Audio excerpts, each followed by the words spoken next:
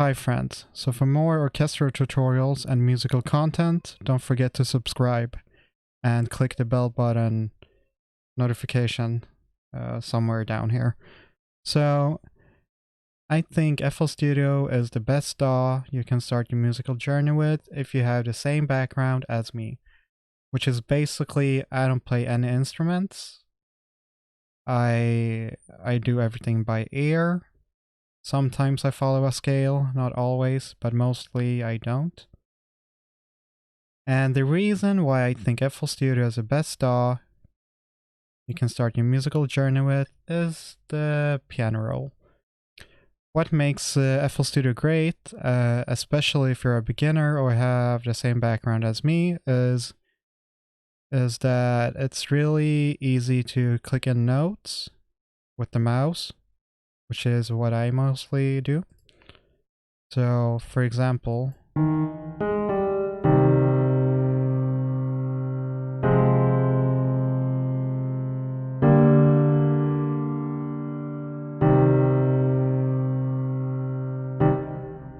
alright, so you saw how quickly I did that. Like, in other DAWs, the piano roll isn't as intuitive.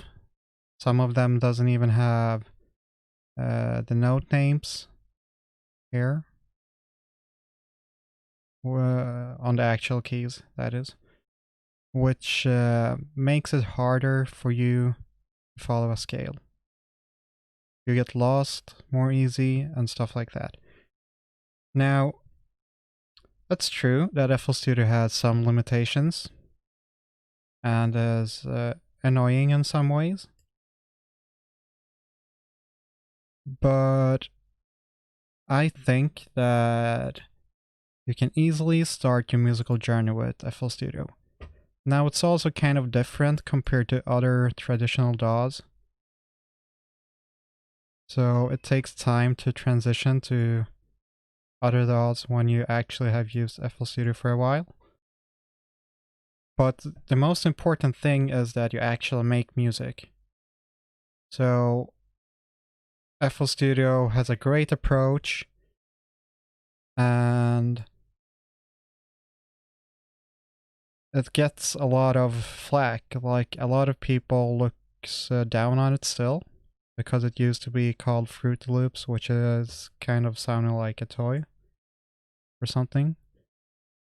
Also, it's the pattern-based workflow, which is kind of inviting people to actually do loop-based music, kind of. So what I personally do is I ignore the pattern-based thing, and I just keep writing in the same pattern.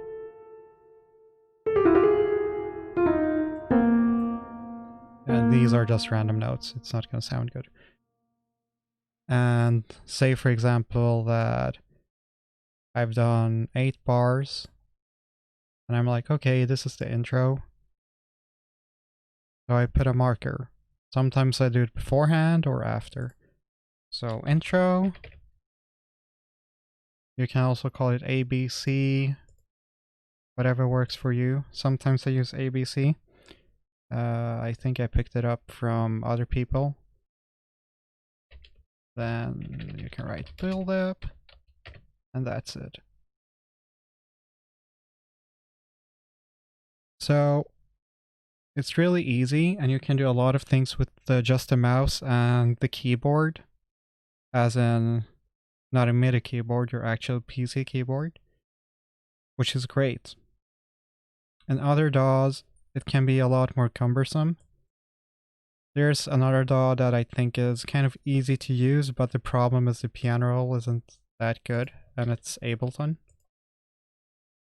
And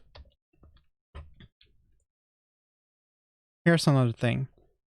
It's true, like I said before, that FL Studio has a lot of things working against it. Like, for example, here, it's kind of cumbersome to do a template. But in other DAWs, for example, Cubase, I know it's really good for creating an orchestral template. And I know that because I actually bought Cubase before getting FL Studio. But what happened was that it was just too complicated for me, so I didn't finish anything. And the most important thing is to finish music instead of just clicking around and trying to figure out stuff. So it's true, like, for example here, I have 2 extra instances in my template just because it's that cumbersome to actually do a template in FL Studio. In Cubase, it's really easy. It's kind of straightforward after you learned it, and it's actually so great that even if you want to add more instances of contact, you won't even feel like it's a hassle, kind of. You just do it. Obviously, it still takes time to route stuff in Cubase too, but it's a lot more quicker. Another thing is that Cubase has a lot of great stuff going for it, which is MIDI CC or automation.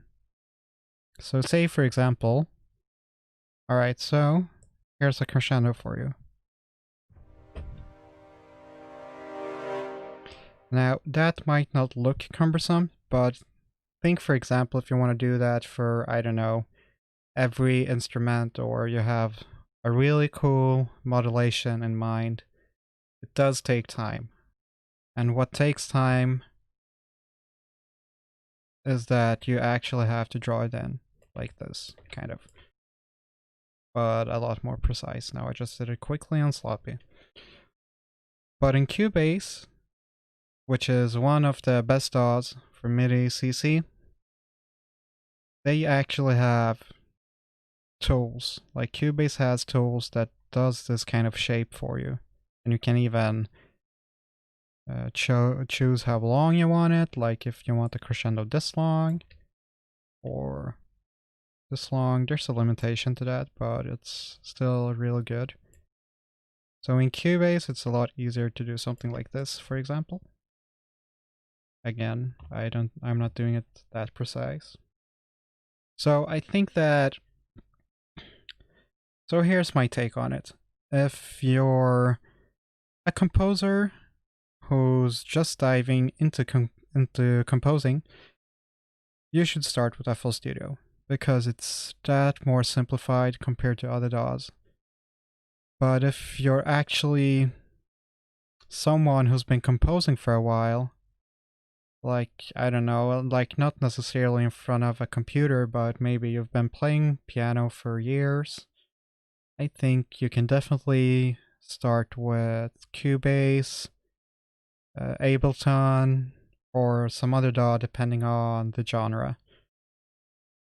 Because if you can ignore the piano roll, like if you're that great at recording in what you have in mind, the limitations of FL Studio, the MIDI CC and some other things becomes really apparent. Also, FL, there's a lot of clicking around here. A lot of windows, it's easy to get lost. So like, you see, even for the MIDI CC, I have to right click, do this. And in Cubase, you have to click things too, but it's a lot more easier. Also, in Cubase, you have all of these, the MIDI, the dynamics and expression down here. Like you have to click something to bring it up. But it's a lot more flexible and it's gonna make your job really easy. But if you're starting the same way I did, I think you can just get FL Studio. It's a great value, lifetime free updates, and all of that jazz.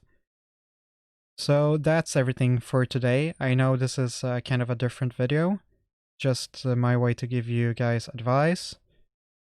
And I'm gonna make more videos like this too, but I think it's gonna be more about how you can start your musical journey instead of technical things.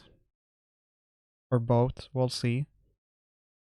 But that's everything I have for today. Thanks. Take care.